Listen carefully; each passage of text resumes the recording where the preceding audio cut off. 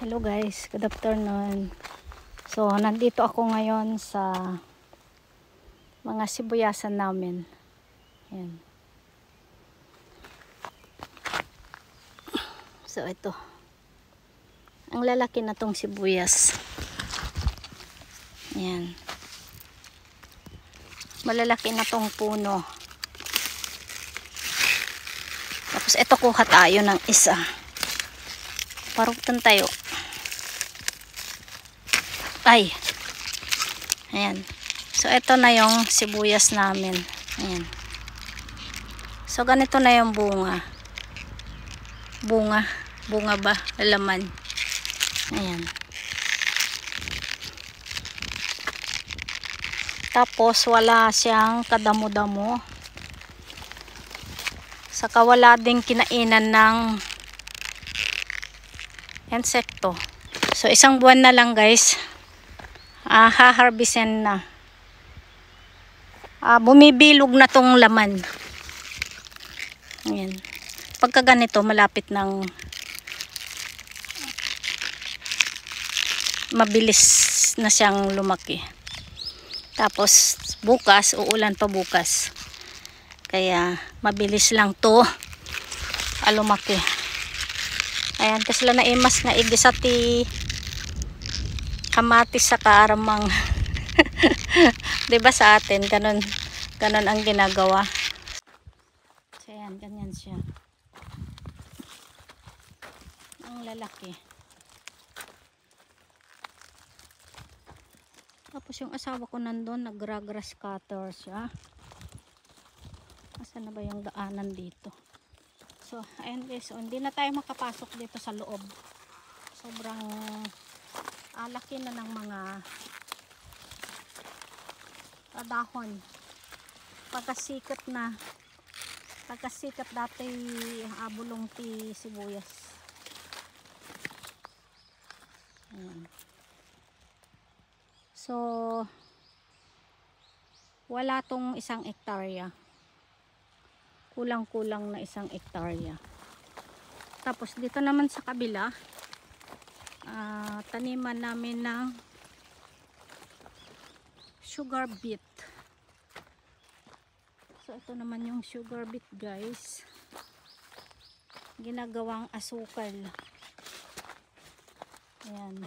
Ganito naman ang sugar beet.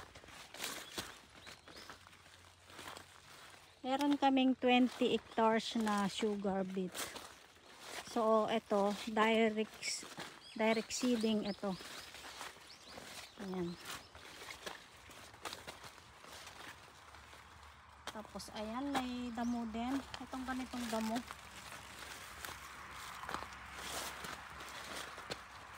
Tapos, dito naman sa gitna, wala din namang damo. Dito sa gitna. So, ayan. Itong sugar beet naman na nandito, 2.5 hectares ito. So, ganito ang paligid namin guys. Nasa gitna ng bundok.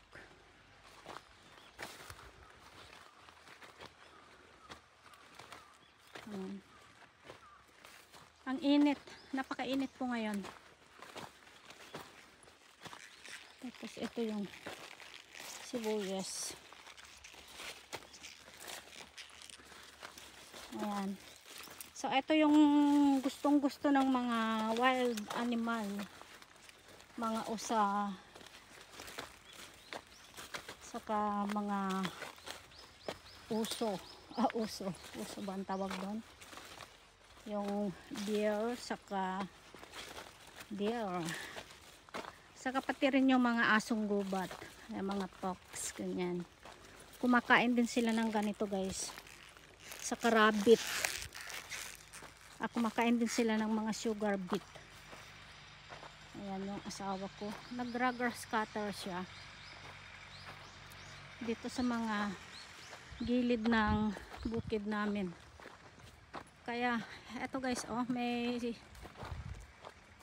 solar kami dito. Kuryente para sa mga wild animal. So, mga bukid namin, halos meron siyang ganito. bakod na tali, meron siyang kuryente. So ito yung solar, pali battery, ginagamitan namin ng baterya. Ayan.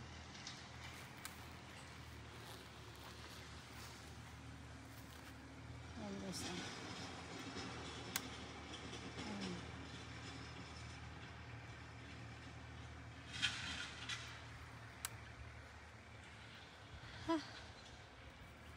Tapos dyan naman sa baba, ilog. So ilog dyan na malinis. Yung tubig po dyan ang gagaling dyan sa bundok. Tapos hanggang dito nakakaabot dito yung mga salmon na nanggagaling sa dagat. Dito sila nangingitlog sa ilog pagka summer. So mga August, ganyan, August, nandito sila. Tapos ito, nagdamo ako ng tanim kong beans. So ayan. So itong mga beans na to, kailangan din ito ng balag.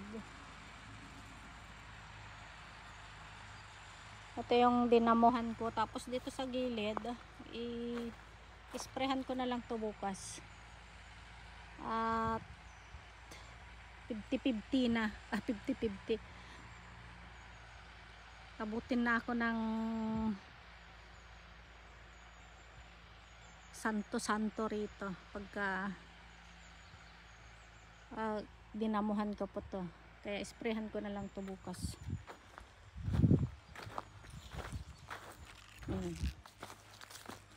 Ito guys, tignan nyo, ang gaganda po ng puno ng sibuyas. Dito sa gilid, ganyan siya, walang makitang damo. Ayan, hindi kami nagdamo. So pag ganitong malalaki na ang dahon, hindi na pwedeng pasukan ng tao to, masisira tong mga dahon, itong mga sibuyas.